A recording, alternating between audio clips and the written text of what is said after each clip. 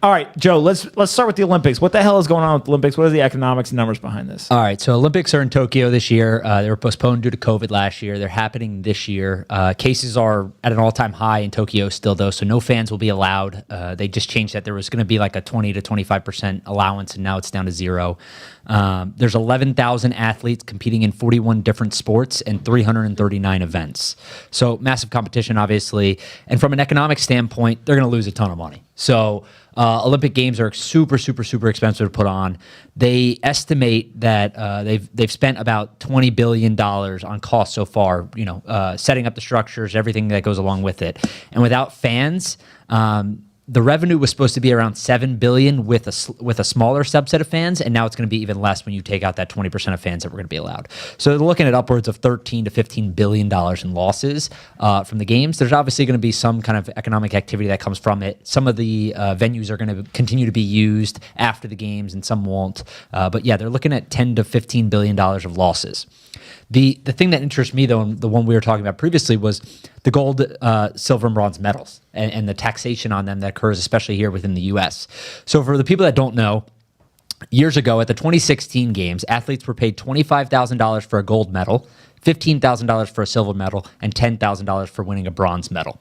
Those figures have changed a little bit. It's now 37, 22, and 15. So the Olympic Committee is accounting for inflation. But the interesting part was that for years and years and years, U.S. Olympians that won medals were taxed on those medals when they came back. Not specifically the medal, but the income that was generated from winning those medals. So the example that I saw earlier was Michael Phelps. In 2016, Michael Phelps won, I think it was 5 gold medals and a silver medal. And, he made $140,000 of income off of those medals for winning them. And he was taxed $55,000 when he got back to the U.S. on those medals. So about 40%. Yeah. What do we think about that? So just real quick, I'll clear up one thing, which is they've now changed the rule a little bit. So President Obama in 2017 or 2018 signed a bill into law that prohibited the IRS from collecting taxes on those winnings if you make less than $1 million. So if you make over $1 million, you still get taxed. Phelps would have been taxed. He makes over $1 million. But anyone who makes under that is not taxed on their winnings from those medals.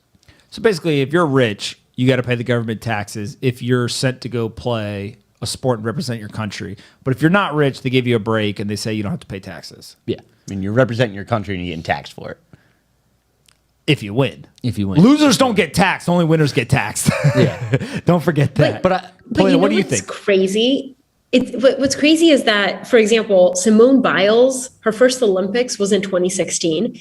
She was at the top of her sport. She won 4 gold medals and a bronze, and that she only made $110K.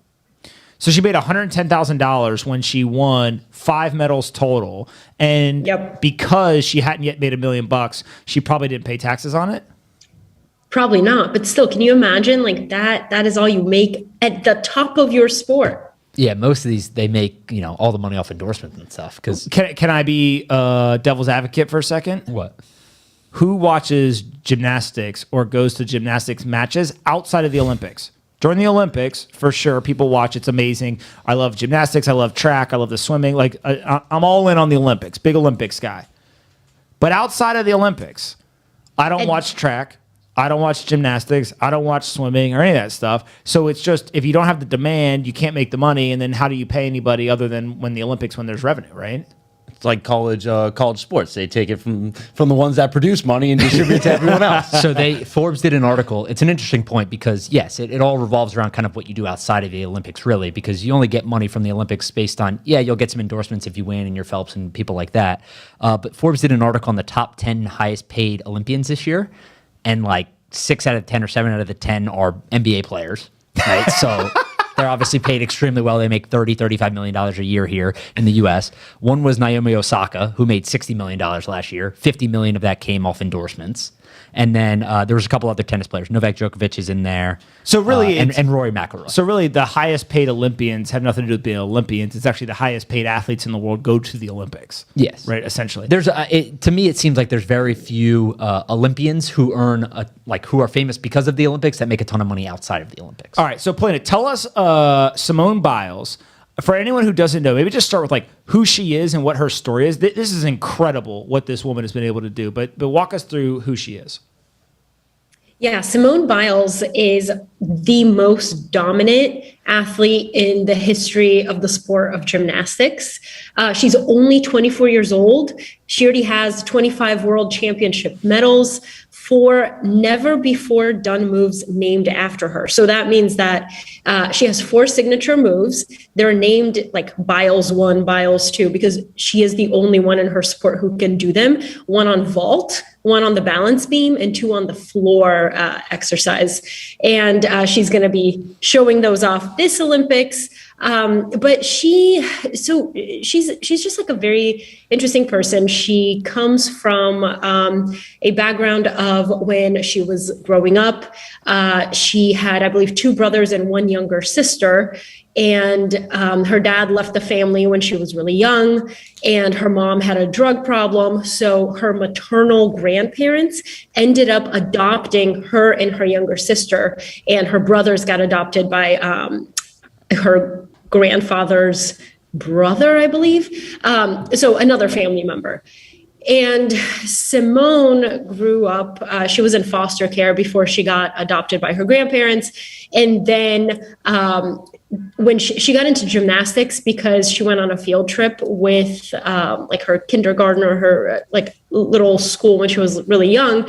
And she went to this place and she saw gymnasts there and she started imitating their moves. And the coaches noticed how quickly she was able to pick up the moves and encouraged her grandparents to sign her up for gymnastics classes. She's been doing that ever since. I mean, if you watch one video of Simone Biles, you know that she defies the laws of physics. So what's crazy about this story, and I'm cheating because Plynn has done a dossier for the Profile, the business that she runs. You can subscribe at readtheprofile.com. But she did this whole kind of breakdown of Simone Biles. And what struck me was there's a continuous element of what I would consider obstacles to overcome is probably a good way to put it. And so in that scenario, I think that one was she was caught up in the Larry Nassar situation. She was one of the kids who was affected by, let's just call it what it is, that scumbag. And then 2 is she also recently, her brother was charged with, is it triple homicide? And while she was he was acquitted. Yeah, he ended up being acquitted, but at one point her brother was arrested and charged with murder, and she continued through all of this to perform at such a high level. And so to me, it's just the mental toughness that's needed to do something like this is absolutely insane. Yeah, I mean, not only, so first of all, like foster care, that whole situation, then the Larry Nassar stuff, and then her brother. And I think it's kind of remarkable because, like, yes, they're elite athletes, but you have no idea what they're dealing with in their personal lives. Simone Biles has been outspoken about a lot of these issues. I believe she's the only gymnast who continues with the USA Gymnastics program after that whole scandal happened. And she actually recently launched a scholarship fund for foster kids and other kids in need, which helps them with costs associated with earning college degrees. She's just like, I think she understands the value of paying it forward because she's seen what that can do for her. What do we think in terms of Simone Biles' net worth? Planet, don't answer because I know you know the answer. What do you guys think her net worth is? Probably a few $1 million. John? Sub 10 million. So a few $1 million. Did you just reword my guess? Yeah. I did it in a way, though, where like it could be anywhere in that range. So John's closer than Joe because it's what, 6 million? 6. And 6 is not a few, just so we're clear. So John, you were right, sub 10. Well, 6 is a few. Is it? Yeah. I don't know if that counts as a few. All right. And Plynn, do we know where that money comes from? Like in terms of how she actually makes money? Yeah, so she actually recently was with Nike for an apparel partnership, but she left recently to go to Athleta, which was a huge win for that company because that's a much smaller, like women's performance, like yoga and swimming and running apparel, things like that. They also have Allison Felix that they signed as well, who also left Nike. And she, other than that, she also has endorsements with Hershey's, Uber Eats, Candid Dental, Kellogg's, Mattress Firm, and Beats by Dre. So she's making cash. Yeah. What's crazy to me, too, is she probably, outside of the endorsements and the Olympics, makes almost nothing. Right. And so really the endorsements are dependent on the Olympics. And so if she doesn't perform in the Olympics, then she doesn't get the endorsement money and then there's no other money. And so literally what we're about to watch over, what's the Olympics? 2 weeks, 3 weeks, 4 weeks, something like that. Whatever the Olympics goes for, this is going to determine how much money she makes for the next 4 years. Yeah. Also, I want to note here in an interview, she said something interesting a few years ago. She said that even though she, makes good money now, she's still very frugal because she says, I have a fear of going broke. So she actually challenges herself to spend no money at all on some days, unless she absolutely has to. And she says, of course, my gas light comes on, so I have to go get gas. But besides the necessities, as well as the occasional trip to Subway, she really, really likes Subway.